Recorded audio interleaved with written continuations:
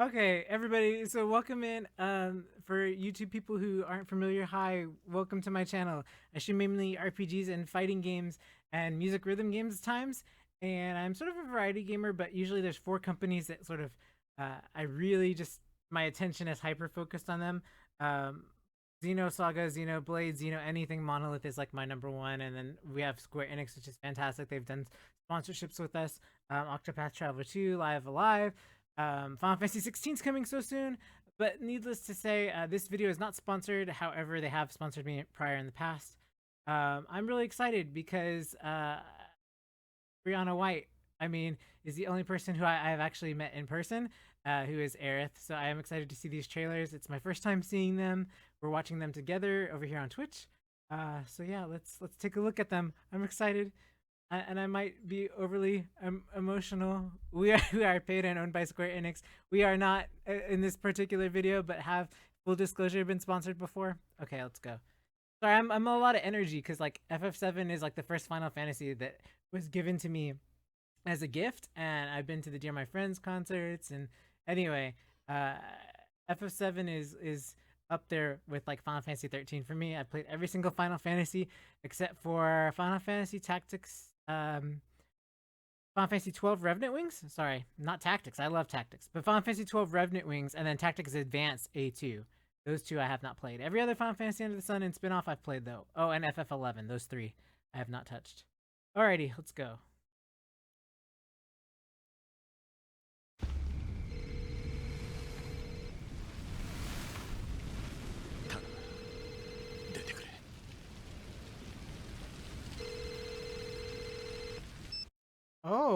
Oh.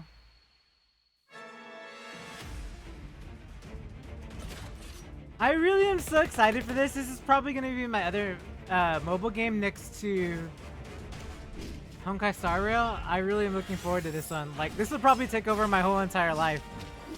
Look at that. Look at this. Oh no.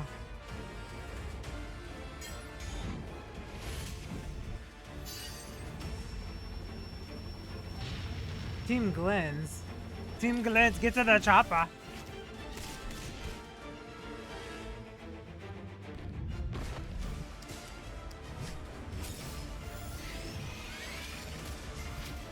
Even though I haven't played it, it reminds me of Diofield Chronicles a little, but I haven't seen Diofield.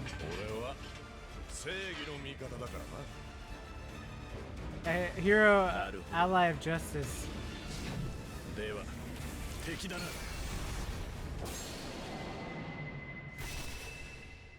Huh.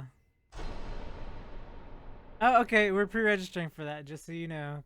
Close beta test June 8th through the 28th.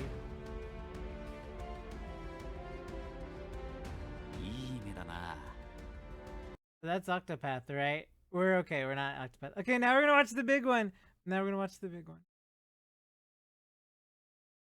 But I'm excited. We're still here at the scene of this terrible disaster, caused by a massive tornado which swept through sectors 0, 1, and 2. This bear.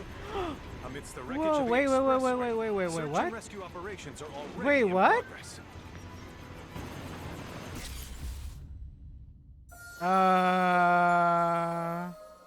Wait, what? Wow.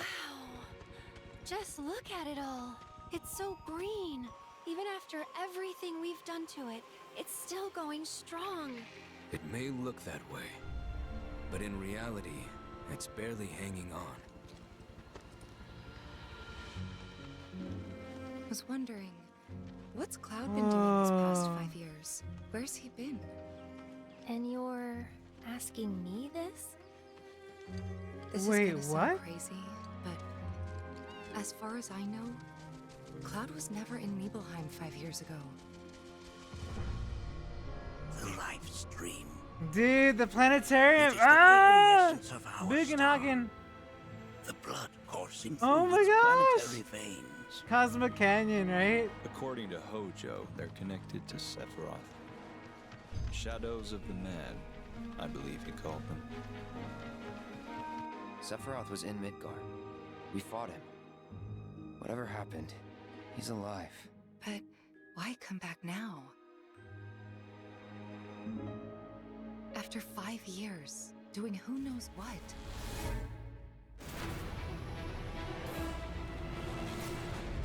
And the reunion. Think we woke it up. Angered it, more like. Dude, this looks so good. Yes, Red. Look at Red go. Feast your eyes on the Oh, Turk's latest and Elena. greatest, Elena. She may be new, but she's still a Turk. Oh. Oh. Dude. Get wrecked, Elena. Man, look at this. Oh, Junon. Oh, look at this. Wow. Keep her away from me! They say she's a monster, that she can peer inside you, into the very depths of your soul, that she can become those you hate, those you fear, those you love.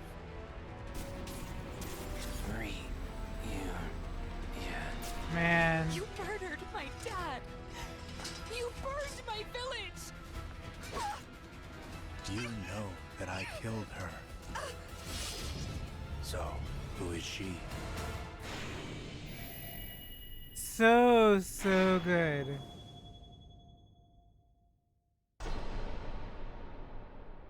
Two discs? They're crazy. Okay, so let me clarify something. Let me clarify something for people because they say 5 years. So for you to understand this, it's 5 years from the point of what happened in Nibelheim when Tifa gets cut. So there's a novel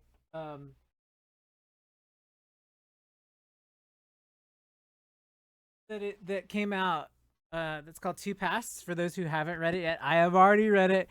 Yes, of course I have, right?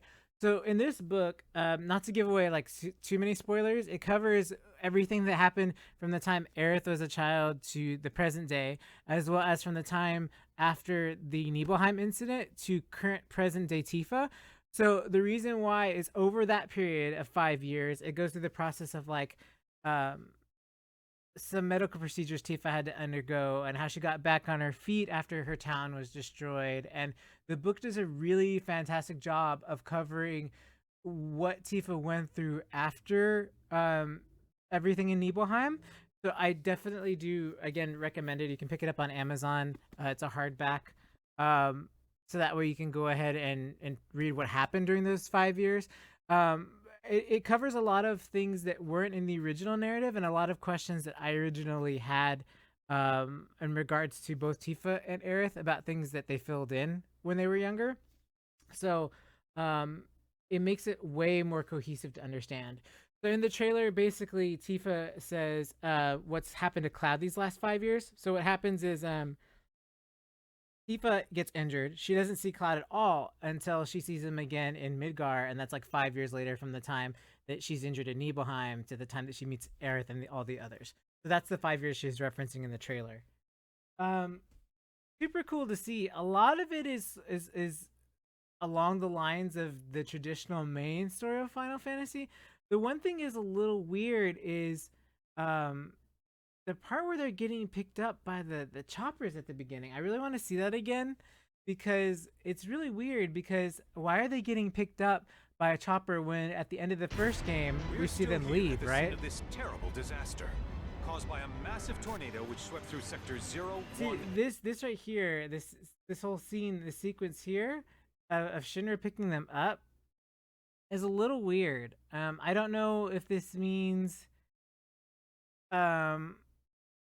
well, here's the thing, right? What we understand is from previous book, Material White and Black, and there's multiple books if you're really into like Final Fantasy VII. So there's another one that's called Material White and Black, these two segments, and they talk about how Sephiroth can make clones of himself in the live stream and project those out through the live stream. And they also talk about this in Crisis Core for anybody who has been played Crisis Core Reunion. They talk about Genesis and Genesis copies, same sort of theory. Aerith rejects this in Material White. She talks about how she feels like it's disingenuous for her to do this. She doesn't feel like it would be appropriate to see her friends in a form where there's multiple copies of her. So originally, when I put out my first theory video saying this is a sequel, and nobody believed me, and then the game remake came out, and I got so much validation. Again, predicting storyline when I did that with Xenoblade, and anyway, I just have a ability to see this based off of lore because I get really into lore. But essentially, Aerith decides to go, and how I see this is it's so crazy because I have a crazy chart that you guys have to go back and watch it. I'll try to link it below. It's not a very well pieced together video, but it explains a lot. So there's like in Remake, Red 13 specifically says there is a finite beginning and ending to the life stream. It's finite. It's immovable, immutable. There's a beginning and an end regardless. The stuff that's changeable is within the timeline.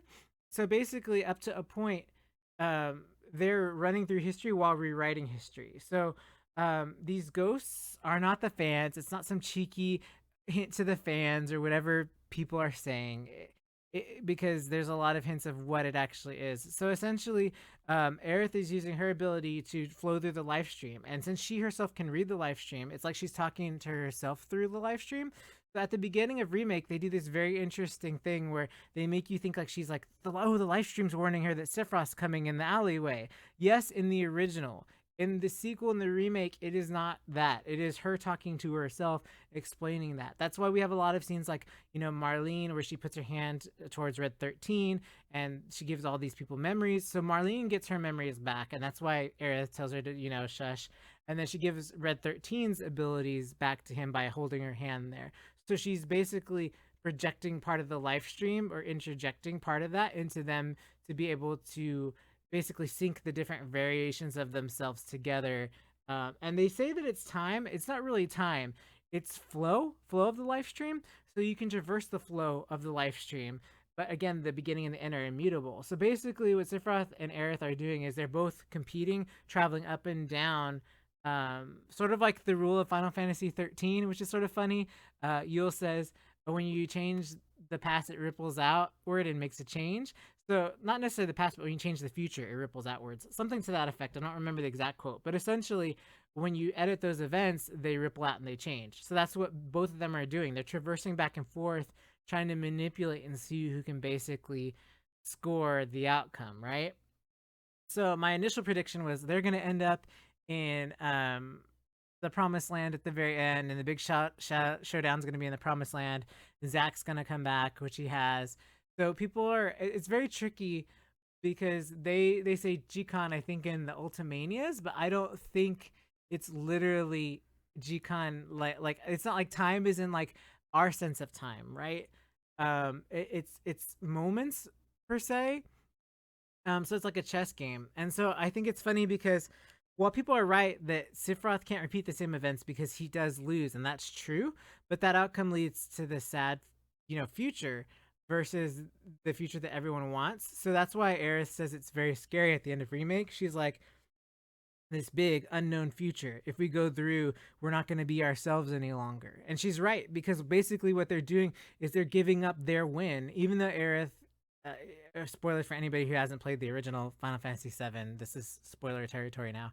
Even though we do lose someone important in the original Final Fantasy VII, she's saying we're throwing all that away. We're risking everything at this point to the fact of where we can all die. That's why we had that change of event where Barrett got stabbed and some of the Avalanche members. And so these ghosts are not fans. They're just basically the I know they call them Arbiter of Fates, but think of them as like preventing tampering. They're like a tamper prevention type. It's hard to describe, right? Because with time, it's very tricky because it's not a sense of, how do I explain this? It's not just one Sephiroth, obviously, right? But it's only one Aerith. Yeah, exactly. It's exactly like an antibody. There you go, Subsistence. Shout out to Subsistence who's paying attention to the rambling. So it is like an antibody for the planet. That is exactly what these things are. They're antibodies for the planet. So for you to understand that they're amending and changing things. And that's why at the beginning you see them chasing Aerith. They're not chasing Aerith because of whatever you guys want to like hypothesize. The reason why they're chasing her is because they know that it's not the same Aerith and she doesn't belong in those line of events. So they're trying to scare her off. And so that's why she has a lot of weird moments during the remake and stuff like that, because she's trying to guide them and she can't say certain things in certain context because she has to be careful because she's basically going back to rewrite something. So my original video was called The Author of the Planet. And so it's essentially Aerith trying to re-author the story in a good way, and then Sephiroth also trying to write a story. So it's basically essentially two narratives, and it's, to me, I think it's really brilliant and smart, because it's basically if you had two writers going at it and they were both writing fanfic, right? And then it's like, which one would you rather, dark ending or happy ending? And that's sort of what it is, Aerith fanfic versus Sephiroth fanfic, you know? The DC comics. I am not familiar with DC. DC and Marvel are not my thing, unfortunately. But they're basically antibodies. I wouldn't say like the original, and that's also a misconception. It's not that they're trying to keep it like the original. It's that these people are traversing the life stream. They are foreign objects in the life stream, inside the lifeblood of the planet, right? And so because they are not supposed to be there, that is why they are being attacked. I don't want there to be confusion with like, oh, they're trying to keep the original. We don't know that for a fact, right? We only know right now at this point that Aerith and Sephiroth are both vying for the future, and both of them are not supposed to be messing with the intermediate part of the life stream, and that Red 13 has already said that there is a finite beginning and ending, and regardless of what happens in between, right? And so what's interesting is there's also a misconception of what finite ending and beginning means. It does not mean that a specific event happens exactly the same way at the beginning and the ending regardless. What that means is everything has a beginning and everything comes to an end, is what he's saying. So regardless of that, they're just trying to decide what that end is going to be, and they're doing things so that there's a means to an end, but that does not mean that the event of said things is the event that always should happen at the end, if that makes sense. So, sorry for all of that, but I hope that that helps clarify a lot for a remake. I know a lot of people find it hard, or they say that the storyline is convoluted, or that it's not the same. It is all the same piece. The only difference is they're basically giving you the remake in between a new telling as well. So it's basically two games in one, essentially. And I think that this scene solidifies that, because we're seeing events that happen two different ways. And so we're not consolidating or understanding that. And I think that that sort of is indicated at the ending of Remake with Zack, right? We see the different chip bag with stamp, or the whatever with stamp, right? And the beagle is changed. And also to verify that that's just a change. That doesn't specify past, future, any present line, because we don't know when that is, right? So we only know that that bag signifies, or that dog, the beagle change, I cannot talk today, signifies that a change has been made. So we only know that things are changing, but we don't know in what context yet those things are changing. And I think that's where a lot of judgment is coming from people. They're judging that, oh, it's different, but they are not verifying. They don't know what that outcome is yet, right? PS5, Sifu, you are welcome to come in here and watch with us. Everybody is welcome to come in here and watch with us. We will be streaming Final Fantasy 16 in 2 weeks, and absolutely will be streaming Remake 2. And we need to go through Remake 1. I originally kept that gameplay between myself and my brother because we're really big fans. So I did not stream the first game, but I think going through it again would be good.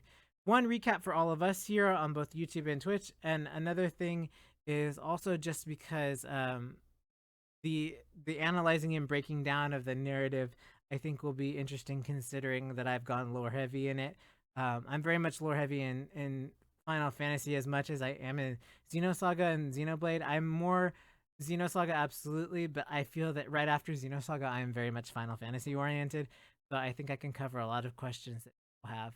So okay, we're gonna watch it again, and then we will talk about everything else, but I want to see it one more time before my head explodes. We're still here at the scene of this terrible disaster, caused by a massive tornado which swept through sectors 0, 1, and 2. Amidst the wreckage of the expressway, search and rescue operations are already in progress.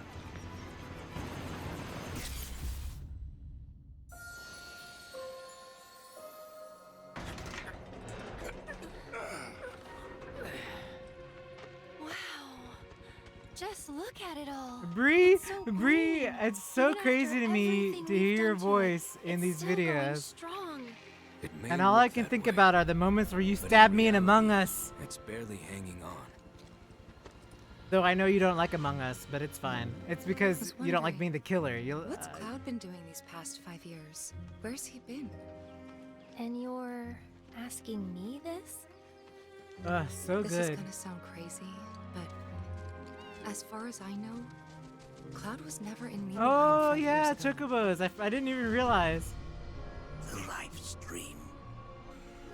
It is the very essence of our star. The blood coursing through its planetary Yeah, see? The veins. blood coursing through its planetary veins, and According to Hojo, the they're arbiters connected are to the Sephiroth. antivirus, the antibodies. Shadows of the Mad, I believe he called them.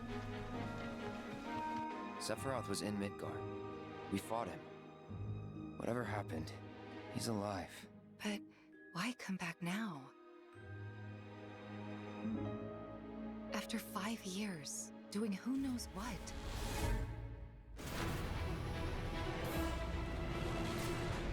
Well, now, Man, I think we woke it up. Anger it's just at so life. good. This is what I wanted Final Fantasy 16's battle system to look like. Look at this. Look at this HUD. And it's both Feast your eyes on the Turk's latest and turn-based greatest and gun. action at the same time. I think that's like the perfect still sweet a spot. Oh, so good. So good.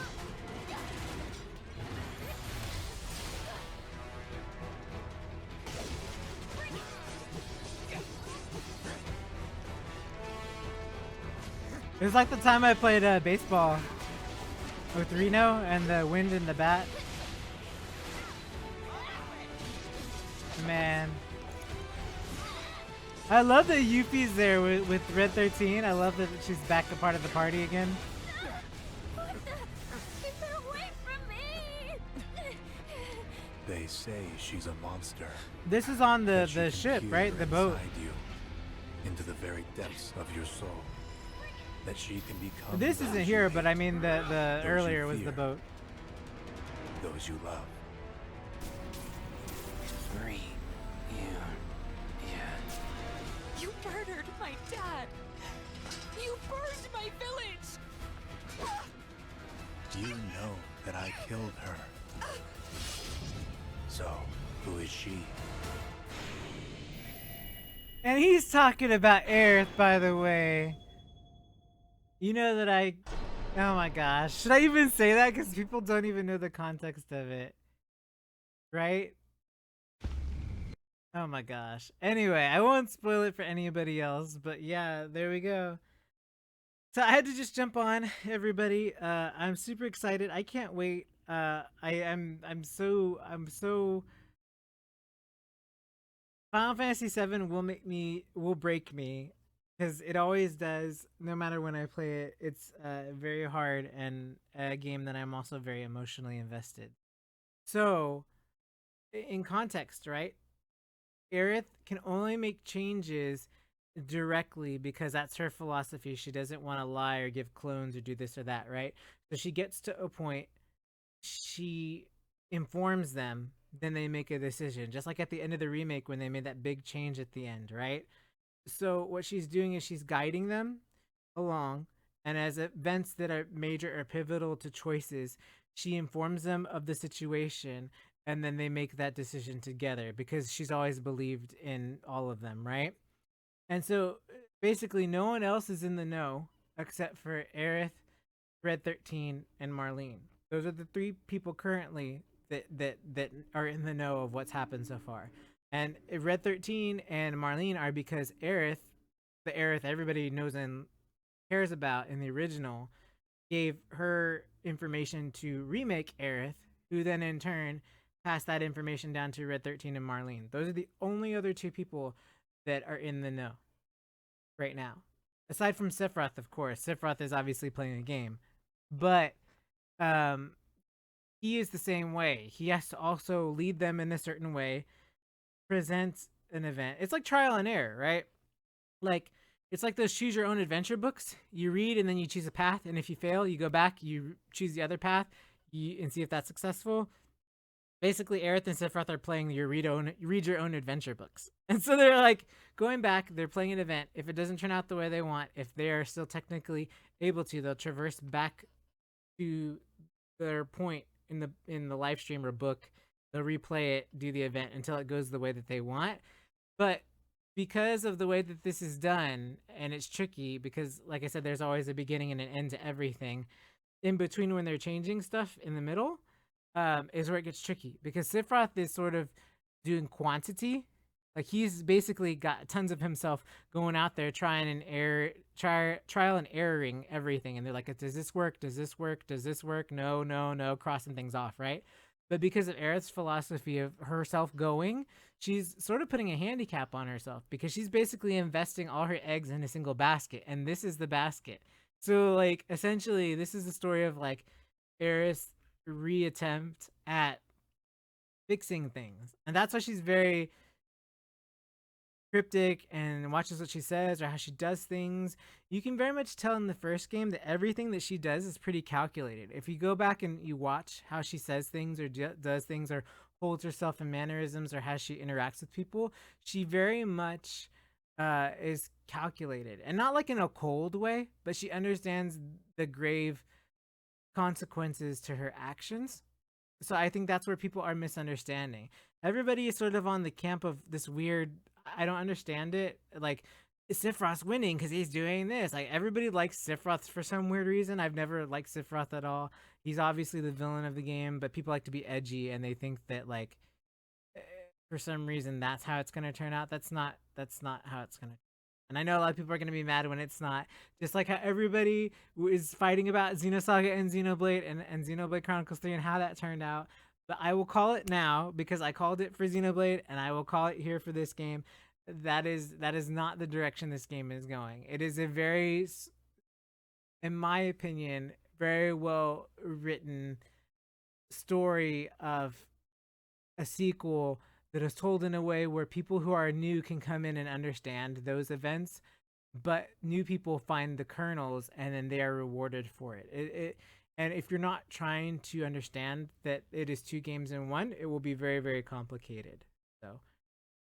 So yeah, okay. So everybody, thank you for joining me. I am going to cut this for YouTube. I am going to go back to finishing my next Xeno video. Bless You and I are working on a video together. It is about Dmitry Yuryev and who he is and that process. And then I have another video coming out that I have to edit and do stuff for, and it's parallels of the Xeno series, which is essentially parallels between thematic things that are used and scenes that are used again and again and again thematically over the series. But I don't know when those are going to be out. So thank you for everybody for joining me for this Final Fantasy VII. And we will continue to stream tomorrow on a regular day. I just had to pop on because there was not enough time in I had to see it and I wasn't going to wait to get spoiled. And I have notifications on so I don't get spoiled on stuff like this. So I have to get on immediately when that happens, and I have to. So again, everybody, also, if you would like, subscribe and, make your comments on the video too. I would appreciate it. 95% of my audience is not subscribed, and the Xenoblade reaction video was over like 3,000 something views. My highest video was like 20k views for Xenoblade subtitles and stuff. So you're all watching, but you're not subscribing. So please, just because, if you want to have any, do it for me because I want to talk to you, because I enjoy conversing and having these conversations like we did today. And I think I can't have those if I can't talk to people and have a dialogue. And so sometimes it seems like I'm really boring because I don't say things or do things or make comments, but it is because if I have no one to talk about these things, then I'm not going to talk about them and you won't know what's in my noggin. And I would like to think that I'm pretty good at predicting things and having conversations. So you know, definitely appreciate it. I feel like I talked really fast. Oh, yeah, exactly as I said earlier, because he wasn't meant to die then. As simple as that. There's three forces at work, by the way, because I don't think I clarified it. There is Aerith trying to write as an author. There is Sephiroth trying to write as an author. The third force is the antibody of the live stream, which we talked about. The antibody of the live stream are those ghosts. They aren't fans. They aren't whatever weird stories people want to make up. They're literally the beings that monitor and act as protection for the live stream. Both Aerith and Sephiroth should not be there, so they're being pursued. At the beginning of the game, Aerith's pursued because she's not supposed to be there. Sephiroth, he's not pursued because at the end of the game of Remake, Aerith specifically says he doesn't hear their voices. It's like raindrops running off of his back. So essentially, those, because his heart and his mind is close to them, they don't pursue him. And when you do see him, he slashes them away, right? So essentially, it's just he's closed to those potential possibilities. Which makes sense because he is not of the planet. So, for those who don't know, Genova being his mom, she came from a meteorite, right? Calamity. So, technically, he's not from the planet. However, Aerith is technically from the planet, and she heeds those voices. So she would interact with those like antibodies of the live stream. But Sephiroth is, they are different. They are ancients, but they are different types, right? She is of the planet, and he is of an invader of the planet, if that makes sense. And so their perception of those beings is not the same. He does not respect them as to where she respects the laws of that. So it's very tricky in that sense. So no, that's just their job. Barrett is just not meant to die there. That's all it is. He's not meant. That is not the moment where his life is supposed to end. And they just reverted him back because they're like, he doesn't. That's not where he dies. So that's why Wedge got the good old window. Well, yes and no. That's why I'm saying it's weird because people are misunderstanding that. It's not that they're trying to keep the timeline the same. It's that because of the changes that both Aerith and Sephiroth are making, they both are unwanted in there, right? Like the change of Barrett being directly stabbed comes from Sephiroth making the choice to stab Barrett, right? That, and Sephiroth is a foreign entity in the live stream, right? So because Sephiroth is not supposed to be there, therefore that wound he inflicted on Barrett is not supposed to be there. So that's why they remove it. So anything that comes from a direct action from Aerith or a direct action from Sephiroth, those beings, those ghosts, are the antibodies of the live stream. They're trying to erase those actions, right? Because that's not the natural flow of life. There is somebody changing an event that played out, right? And so that's why it's tricky. I think people aren't picking up on, like, they're not trying to keep a timeline the same. They're trying to prevent the actions of those characters.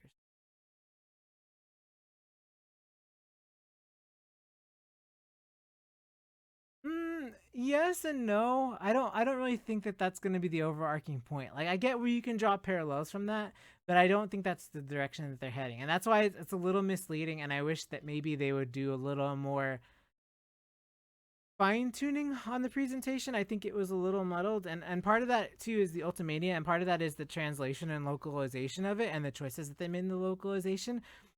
There was a lot of debate about translation and how it's presented, even in this day and age, right? Everybody still talks about Aerith and Aerith, right?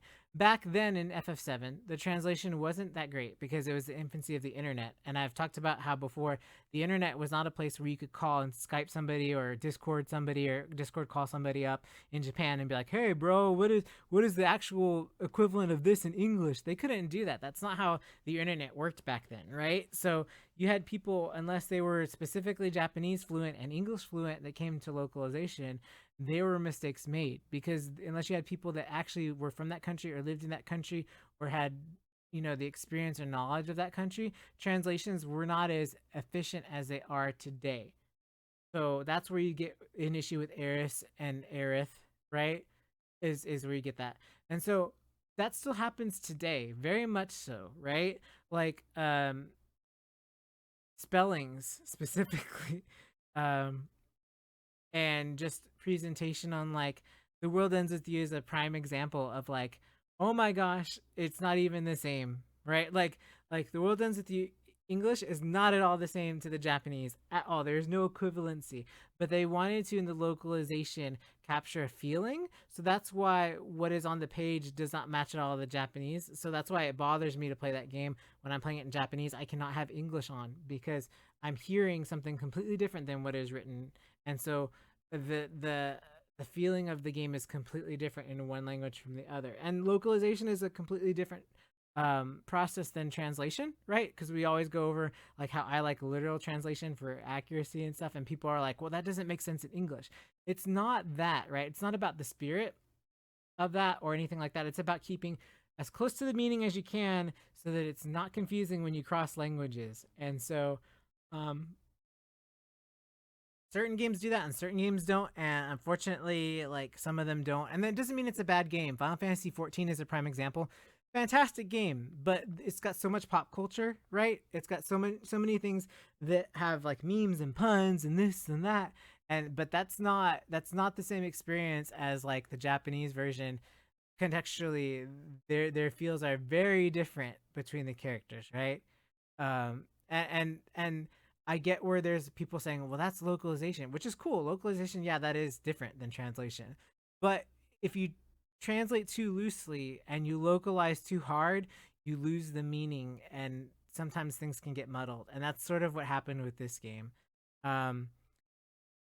It's presenting it like fighting the original in a sense, which you can glean, I guess, from that, but that's not really what was the intention, I believe. I believe that it was very much a byproduct of what they were going for. And so we'll find out in episode 2 when we play it and see if it's on purpose. Then we will clearly get evidence, at least in the second game, of like, hey, this is literally what they're doing.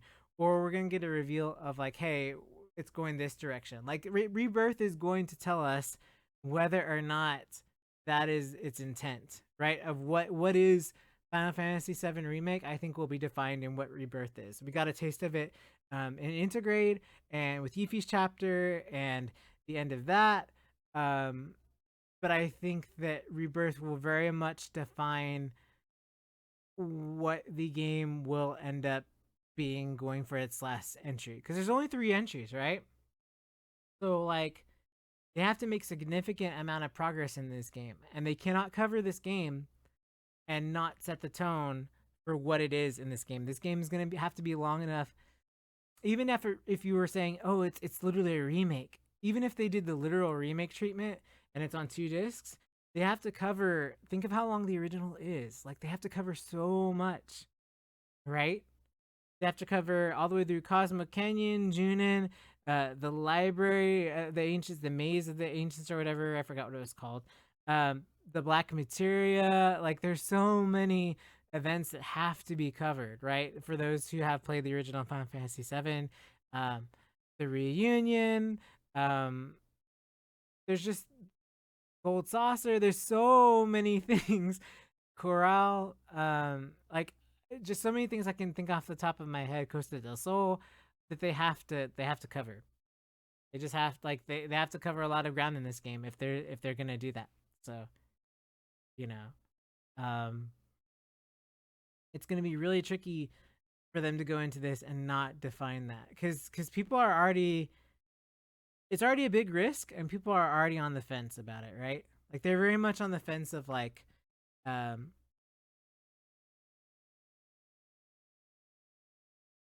some people are purists when it comes to the remake. You know what I mean? Man, I don't know if people on the YouTube are gonna want to hear me ramble for like 40 minutes as like a podcast because I have no music in here. But you know that you guys are just gonna have to. That's the way it's gonna be on YouTube, everybody. So I mean, sorry, you know. But I don't disagree with you, Subsistence. I think there's a fine line. Um, you can take it as that way currently. I don't think that that's gonna be the actual intent. It is a byproduct of that, I do believe. Um, but I do not. I do think remake is in a sense remaking Final Fantasy VII, as in remaking it, not remake. Um, which I understand why people are upset. That name is a little misleading. So, um, for those who wanted a 1-to-1, that's unfortunate. I understand. Okay, everybody. So, questions, last comments, anything anyone wants to say? Because I got to edit this and then I gotta throw it up. Ugh. No, I mean like throw it on.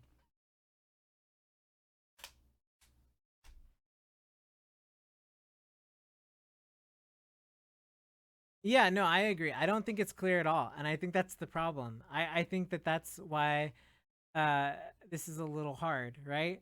And the only reason why I have a little more clarity, like I said, is for those who haven't read it, please go read. Please go read this. This is very interesting. Please. It answers things that have not even been answered in the original. Um and I think it gives you good background. And this story basically takes place between the end of Intergrade all the way to when they get to Calm. This is essentially between the first game and this second game. This is essentially the story of um stuff they're talking about while they're walking and hitchhiking and stuff. So I think it's contextually it would help a lot of people to pick up the book.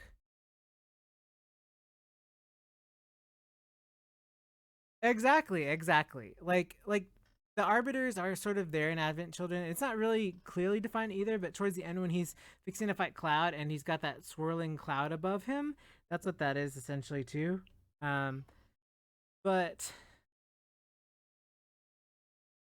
it's really hard to like this game's gonna make it or break it for people. And I think this is probably, I don't know. It's risky.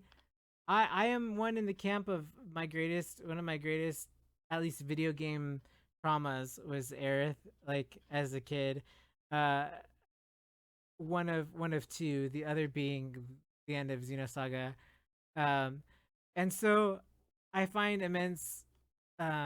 It's very cathartic for me to have seen the end of Xenoblade Chronicles 3 Future Redeemed, and it's very cathartic for me to be getting this. So it's very weird because I'm at a time in my life where I'm older than I was when I was much younger, obviously because we all age. But what I mean by that is like I'm experiencing again parts of my childhood that I thought were gone and done. And I feel like oddly enough, when you get attached to stories or movies or books, sometimes things don't turn out the way you wish them to be. And a lot of these stories are sort of tapping in on that emotion for me. And so I think maybe that's why I get so excited, is because I feel like these directions are the way that I would have hoped for, experiencing them when I first did many years ago. And so I think that that is why I am more I am more in tune with it. That I find that a little interesting. Well, it's ATB bars. Sorry, ATB. I'm so silly. They have tons of little ATB underneath, so that's how they're gonna handle ATB, which is interesting. But that makes it a little hard because if you're counting ATB expenditure, like you have to count those little dots, right? So like I don't know how intuitive that's gonna be because you literally have to look at it and be like, Cloud right now has how much? 7? So yeah, 7 ATV. Like I literally have to look in. Like if I'm playing the game and streaming, I'm not gonna look over there and see. They probably need like a number next to the amount of ATBs, like before the word limit. have like a number next to it of like how many ATB stacks you have. 'Cause that's gonna be a little hard to see. Anyway, okay, everybody, I gotta go edit. I'm so sorry. Thank you for joining me. I know this is a short stream. I have other stuff to do. I don't have time really, but at the same time, it's like I really had to get this done. So thank you all so much. Sorry today's a little weird, but I will see you all later.